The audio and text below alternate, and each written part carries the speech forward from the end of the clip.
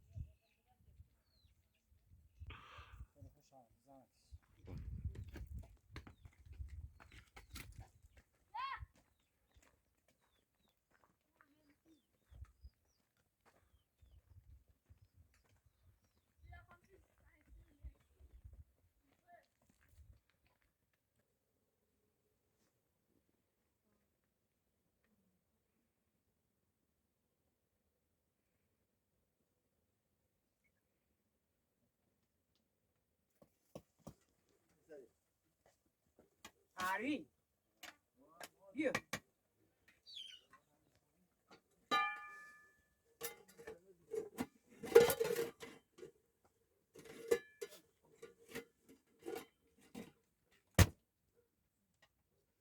بفرمایید برید خونه. مادر این غذا که پختی چیه اسمش؟ ما این گوجه با گوجه بادمجان. غذای محبوب.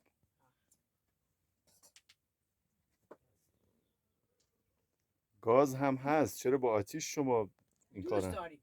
کلا دوست داریم با آتیش درست. یا گاز، کپسول، همه چی داریم. پیکنیک، همه چی داریم. ولی با آتیش رو دوست داریم. کار قدیم مونده دوست داریم.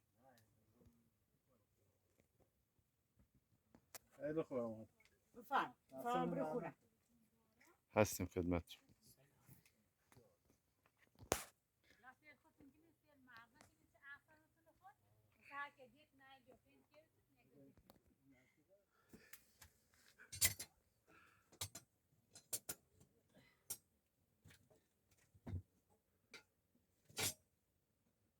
تشباب یازی اجاق دومی.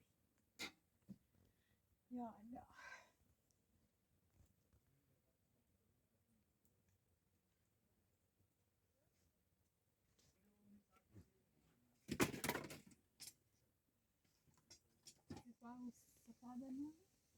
سپا داریم اوتای باز که تو بیار بخوری نانستون که اینه چی نیگه نهاره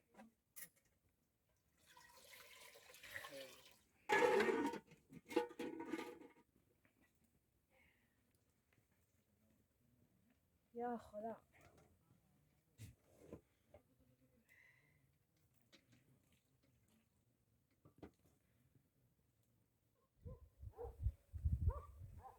پیش نمیدونم